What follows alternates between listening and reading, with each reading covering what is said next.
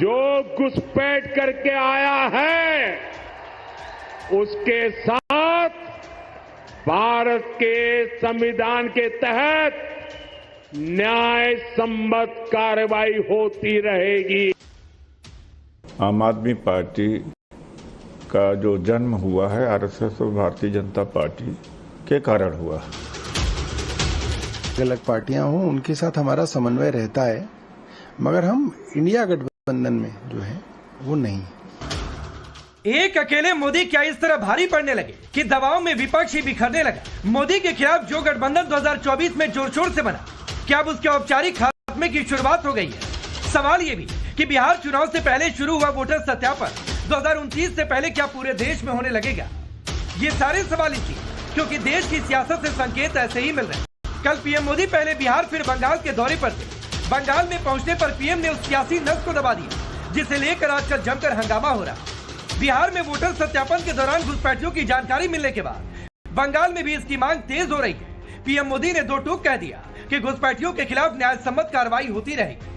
TMC अब उनके समर्थन में खुलकर उतर आई है, लेकिन मैं दुर्गापुर की धरती से साफ साफ कह दूं, जो भारत का नागरिक नहीं है, फिर से सुन लीजिए, जो भारत का नागरिक नहीं है, जो घुसपैठ करके आया है उसके साथ भारत के संविधान के तहत न्याय सम्मत कार्रवाई होती रहेगी।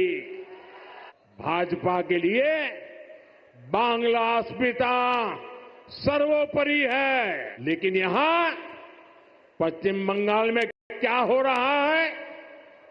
यहां टीएमसी ने अपने स्वार्थ में पश्चिम बंगाल की पहचान को भी दांव पर लगा दिया है। इसके लिए यहां घुसपैठ को बढ़ावा दिया जा रहा है, घुसपैठियों के फर्जी कागज बनाए जा रहे हैं। इसका एक पूरा इकोसिस्टम यहां डेवलप किया गया है। ये पश्चिम बंगाल की देश की सुरक्षा के लिए खतरा है, ये बांग्ला संस्कृति के लिए खतरा है, लेकिन तुष्टीकरण के लिए टीएमसी हर हद पार कर रही है। पीएम मोदी ने टीएमसी पर घुसपैठियों को संरक्षण देने का आरोप लगाते हुए सीधे सीधे कह दिया कि राजनीतिक स्वार्थ में टीएमसी बंगाल की पहचान को दांव पर लगा रहे। एक और पीएम मोदी देश से घुसपैठियों पर कार्रवाई की बात कर रहे हैं, दूसरी ओर वोट बैंक के लिए वोटर सत्यापन का विरोध कर रहे। विपक्ष में ही दरार आ गई है, दरार भी ऐसी जिसने विपक्षी गठबंधन की एकता पर सवाल खड़े कर दिए। जो गठबंधन मोदी विरोध के नाम पर बना था वो अब टूटता दिखाई दे रहा। दरअसल आम आदमी पार्टी ने ऐलान कर दिया है कि वो विपक्षी गठबंधन की बैठक में हिस्सा नहीं लेगी, क्योंकि अब वो इसका हिस्सा ही नहीं। देखिए, आम आदमी पार्टी का जहां तक प्रश्न है, हमने स्पष्ट किया अपनी स्थिति कि इंडिया गठबंधन जो था वो लोकसभा चुनाव के लिए था। उसके बाद हरियाणा हम अकेले लड़े, दिल्ली हम अकेले लड़े, बिहार का चुनाव अकेले लड़ने जा रहे हैं, और 2 बाई इलेक्शन हुआ, एक गुजरात में और एक पंजाब में। दोनों बाई इलेक्शन हम अलग अलग लड़े। तो आम आदमी पार्टी इंडिया गठबंधन का हिस्सा नहीं है, और जो मुद्दे संसद के अंदर उठाने हैं आम आदमी पार्टी मजबूती से उसको उठाएगी। आप जानते हैं हमने हमेशा एक सशक्त विपक्ष की भूमिका निभाई है और वो निभाएंगे। आम आदमी पार्टी के सांसद संजय सिंह ने पार्टी के इंडी गठबंधन से अलग होने का ऐलान किया, तो कांग्रेस नेता उदित राज ने आम आदमी पार्टी पर ही हमला बोल दिया। उदित राज ने कहा कि आम आदमी पार्टी की विचारधारा बीजेपी आरएसएस वाली है, जबकि सुप्रिया श्रीनेत ने दो टूक कह दिया, जिसको साथ रहना है रहे, नहीं तो जाने के लिए स्वतंत्र है। आम आदमी पार्टी का जो जन्म हुआ है आरएसएस और भारतीय जनता पार्टी के कारण हुआ। इंडिया अगेंस्ट करप्शन के 2 बड़े मुद्दे थे। उस समय इन लोगों ने आरोप लगाया था जब एनजीओ हुआ करता था, और अन्ना हजारे अकेले आदमी थे और एनजीओ था श्री अरविंद केजरीवाल का। लेकिन ताकत जो पीछे दिया था आरएसएस और बीएचपी और बजरंग दल और बीजेपी ने और रामलीला मैदान में आंदोलन सजा के दे दिया था, उसी से पैदा हुए।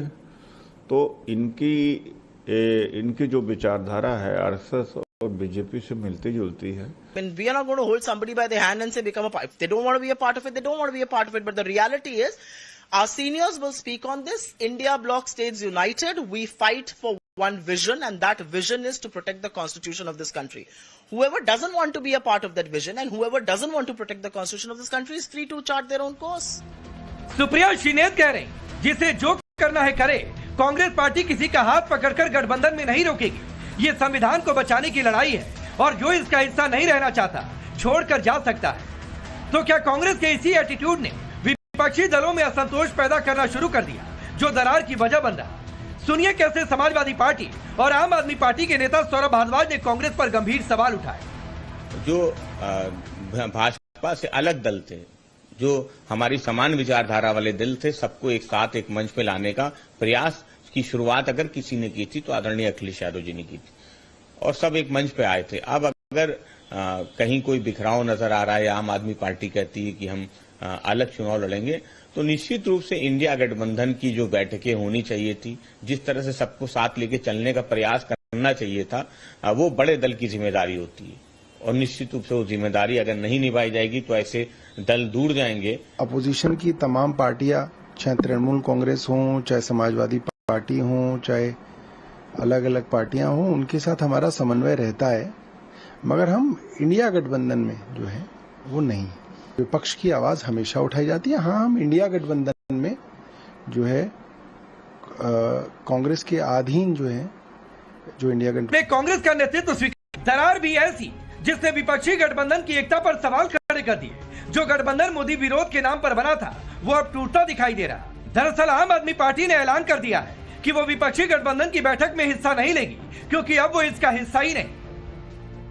देखिए, आम आदमी पार्टी का जहां तक प्रश्न है, हमने स्पष्ट किया अपनी स्थिति कि इंडिया गठबंधन जो था वो लोकसभा चुनाव के लिए था। उसके बाद हरियाणा हम अकेले लड़े, दिल्ली हम अकेले लड़े, बिहार का चुनाव अकेले लड़ने जा रहे हैं और 2 बाई इलेक्शन हुआ, एक गुजरात में और एक पंजाब में। दोनों बाई इलेक्शन हम अलग अलग लड़े। तो आम आदमी पार्टी इंडिया गठबंधन का हिस्सा नहीं है और जो मुद्दे संसद के अंदर उठाने हैं, आम आदमी पार्टी मजबूती से उसको उठाएगी। आप जानते हैं, हमने हमेशा एक सशक्त विपक्ष की भूमिका निभाई है और वो निभाएंगे। आम आदमी पार्टी के सांसद संजय सिंह ने पार्टी के इंडी गठबंधन से अलग होने का ऐलान किया, तो कांग्रेस नेता उदित राज ने आम आदमी पार्टी पर ही हमला बोल दिया। उदित राज ने कहा कि आम आदमी पार्टी की विचारधारा बीजेपी आरएसएस वाली है, जबकि सुप्रिया श्रीनेत ने 2 टूक कह दिया, जिसको साथ रहना है रहे, नहीं तो जाने के लिए स्वतंत्र है। आम आदमी पार्टी का जो जन्म हुआ है आरएसएस और भारतीय जनता पार्टी के कारण हुआ। इंडिया अगेंस्ट करप्शन के 2 बड़े मुद्दे थे। उस समय इन लोगों ने आरोप लगाया था जब एनजीओ हुआ करता था और अन्ना हजारे अकेले आदमी थे और एनजीओ था श्री अरविंद केजरीवाल का, लेकिन ताकत जो पीछे दिया था आरएसएस और बीएचपी और बजरंग दल और बीजेपी ने और रामलीला मैदान में आंदोलन सजा के दे दिया था, उसी से पैदा हुए। तो इनकी जो विचारधारा है आरएसएस और बीजेपी से मिलती जुलती है। When we are not going to hold somebody by the hand and say become a part. If they don't want to be a part of it, they don't want to be a part of it. But the reality is, our seniors will speak on this. India bloc stays united. We fight for one vision, and that vision is to protect the constitution of this country. Whoever doesn't want to be a part of that vision and whoever doesn't want to protect the constitution of this country is free to chart their own course. Supriya Shrinate कह रही, जिसे जो करना है करे। Congress party किसी का हाथ पकड़कर गठबंधन में नहीं रोकेगी। ये संविधान को बचाने की लड़ाई है और जो इसका हिस्सा नहीं रहना चाहता छोड़कर जा सकता है। तो क्या कांग्रेस का नेतृत्व स्वीकार नहीं? कांग्रेस के अधीन चलने वाला गठबंधन उन्हें स्वीकार नहीं? समाजवादी पार्टी ने भी कांग्रेस पर सबको साथ लेकर नहीं चलने का आरोप लगा दिया। तो सवाल है कि जब विपक्षी दलों को ही कांग्रेस साथ नहीं रख पा रही तो मोदी से मुकाबला कैसे करेंगे? सवाल कि मोदी विरोधी कांग्रेस के नेतृत्व को स्वीकार नहीं कर रहे, तो क्या देश कांग्रेस को मोदी के खिलाफ स्वीकार करेगा? सबसे बड़ा सवाल कि मोदी तो अपने मिशन पर है, लेकिन विपक्ष का मोदी हटाओ मिशन क्या समय से पहले ही समाप्त हो चला है?